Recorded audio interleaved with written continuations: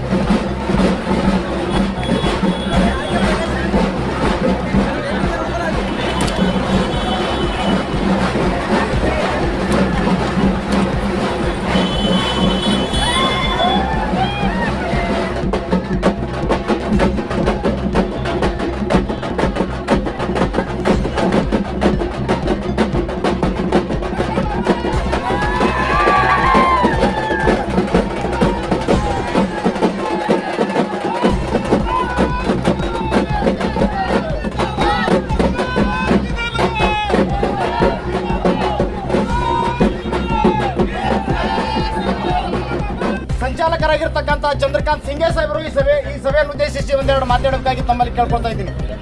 ಅವರ ಮೈ ಕಡಿವೆ ನಿದ್ದೆಯನ್ನು ಜಡತೆಯನ್ನು ಬಹುದೂರಗೊಳಿಸಿದ್ದೇನೆ.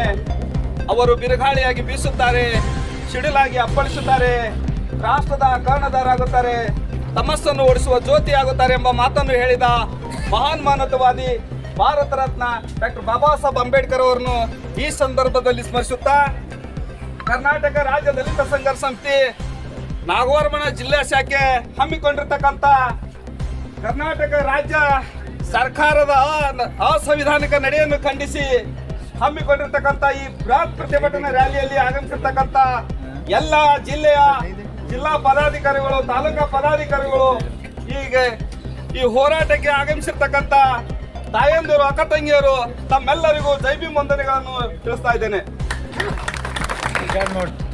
ಏನು ನಮ್ಮ ಹೊಲಕ್ಕೊಂದು ಬೈಲಿ ಹಾಕಿವಲ್ಲ, ಆ ಬೈಲಿನೇ ಇವತ್ತು ಹೊಲ ಮೈಲಕತ್ತದೆ ಅಂತಕ್ಕಂಥ ಮಾತು ಇವತ್ತು ಈ ಕಾಂಗ್ರೆಸ್ ಸರ್ಕಾರ ಮಾಡಿದೆ ಅಂತಕ್ಕಂಥ ಮಾತು.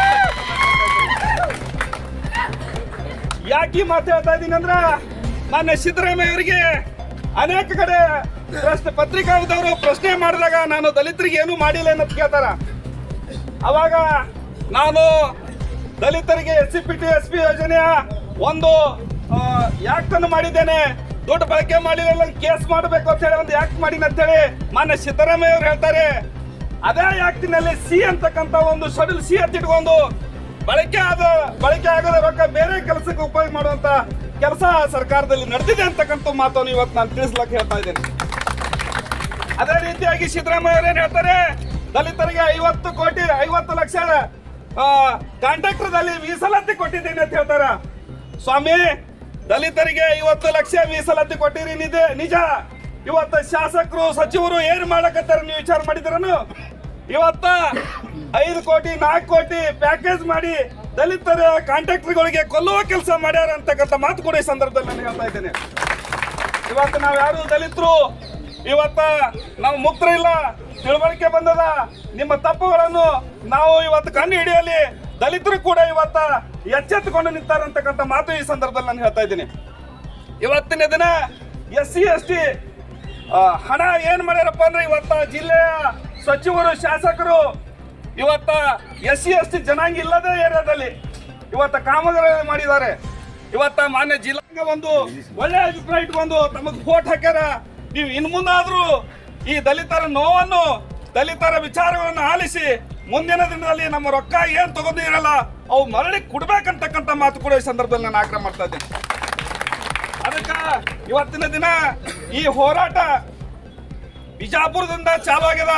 ಇನ್ನು ಮುಂದೆ ರಾಜ್ಯಾದ್ಯಂತ ಹೋರಾಟ ಆಗ್ತದ ಅಂತಕ್ಕಂಥ ಒಂದು ಎಚ್ಚರಿಕೆಯನ್ನು ಕೊಟ್ಟು ನಾನು ಮಾತನ್ನು ಮುಗಿಸ್ತಾ ಇದ್ದೇನೆ. ಜೈ ಭೀಮ್, ಜೈ ಭಾರತ್.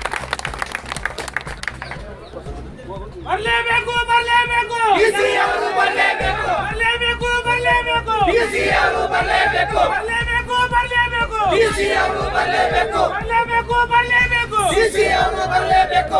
ಸಂವಿಧಾನ ಶಿಲ್ಪಿ ಡಾಕ್ಟರ್ ಬಾಬಾ ಸಾಹೇಬ್ ಅಂಬೇಡ್ಕರ್ ಅವರನ್ನ ಈ ಸಂದರ್ಭದಲ್ಲಿ ಹೃದಯ ಸ್ಮರಿಸಿಕೊಂಡು, ಬಂಧುಗಳೇ, ಇವತ್ತು ರಾಜ್ಯ ಸರ್ಕಾರದ ಒಂದು ಅಸಂವಿಧಾನಿಕ ನಡೆಯನ್ನ ಏನು ಕಳೆದ ಚುನಾವಣೆಯಲ್ಲಿ ಇವತ್ತು ಯಾವ ಸಿದ್ದರಾಮಯ್ಯ ಸರ್ಕಾರ ಇವತ್ತು ನಮ್ಮೆಲ್ಲರ ದಲಿತರ ಮತ್ತು ಹಿಂದುಳಿದವರ ಅಲ್ಪಸಂಖ್ಯಾತರ ಮತಗಳನ್ನ ಯಾವ ರೀತಿಯಾಗಿ ಅಂತಂದ್ರೆ ಸಂವಿಧಾನದ ಆಶಯಗಳನ್ನ ನಾನು ಜಾರಿಗೆ ತರುತ್ತೇನೆ, ದಲಿತರ ಹಿಂದುಳಿದವರ ಅಲ್ಪಸಂಖ್ಯಾತರ ಆಶೋತ್ತರಗಳನ್ನ ಈಡೇರಿಸುವಲ್ಲಿ ನಮ್ಮ ಸರ್ಕಾರ ಬದ್ಧವಾಗಿದೆ ಅಂತಕ್ಕಂಥ ದೃಷ್ಟಿಯನ್ನು ಇಟ್ಟುಕೊಂಡು ಚುನಾವಣಾ ಪ್ರಣಾಳಿಕೆಯಲ್ಲಿ ಇವತ್ತು ಸಿದ್ದರಾಮಯ್ಯನವರ ಸಂಪುಟ ಮತ್ತು ಅವರ ಅನುಯಾಯಿಗಳು ಇವತ್ತು ದಲಿತರ ಹಿಂದುಳಿದರ ಅಲ್ಪಸಂಖ್ಯಾತರ ಮತಗಳನ್ನು ಪಡೆದುಕೊಳ್ಳುವಲ್ಲಿ ಮತ್ತು ಅದೇ ತೆರನಾಗಿ ಇವತ್ತು ರಾಜ್ಯದಲ್ಲಿರ್ತಕ್ಕಂಥ ಎಲ್ಲ ದಲಿತ ಸಂಘಟನೆಗಳು ಇವತ್ತು ದಲಿತ ಸಂಘಟನೆಗಳ ಒಕ್ಕೂಟ ಮತ್ತು ಹಾಗೇನೆ ಬುದ್ಧಿಜೀವಿಗಳು, ಚಿಂತಕರು ಎಲ್ಲರೂ ಒಗ್ಗೂಡಿ ಇವತ್ತು ಮಾನ್ಯ ಸಿದ್ದರಾಮಯ್ಯನವರ ಸರ್ಕಾರವನ್ನು ತರುವಲ್ಲಿ ಇವತ್ತು ಎಲ್ಲ ದಲಿತ ಬಂಧುಗಳು, ಅಲ್ಪಸಂಖ್ಯಾತರು, ಅಹಿಂದ ವರ್ಗ ಇವತ್ತು ನಮ್ಮ ಪಾತ್ರ ಮುಖ್ಯವಾಗಿದೆ ಅಂತಕ್ಕಂಥ ಹೇಳಿಕೆಯ ಮಾತನ್ನು ಬಹಳ ಹೆಮ್ಮೆಯಿಂದ ಹೇಳಕ್ಕೆ ಇಷ್ಟಪಡ್ತಾ ಇದ್ದೇನೆ.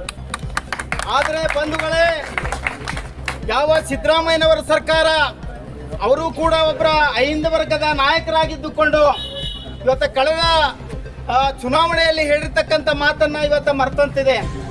ಯಾಕಂತಂದ್ರೆ ಇವತ್ತು ಸಿದ್ದರಾಮಯ್ಯನವರು ಇವತ್ತು ಗ್ಯಾರಂಟಿ ಯೋಜನೆಗಳಿಗಾಗಿ ನಮಗೆ ಮೀಸಲು ಇಟ್ಟಿರ್ತಕ್ಕಂಥ ಏನು ಒಂದು ಮೀಸಲು ಹಣವಾದಲ್ಲ ಅದನ್ನ ದುರ್ಬಳಕೆ ಮಾಡಿಕೊಂಡು ಗ್ಯಾರಂಟಿ ಯೋಜನೆಗೆ ಬಳಕೆ ಮಾಡಿರ್ತಕ್ಕಂಥದ್ದು ನಾನು ಉಗ್ರವಾಗಿ ಈ ವೇದಿಕೆ ಮುಖಾಂತರ ಖಂಡನೆಯನ್ನು ಮಾಡ್ತಾ ಇದ್ದೇನೆ. ಮೊದಲೇ ಕೊಟ್ಟು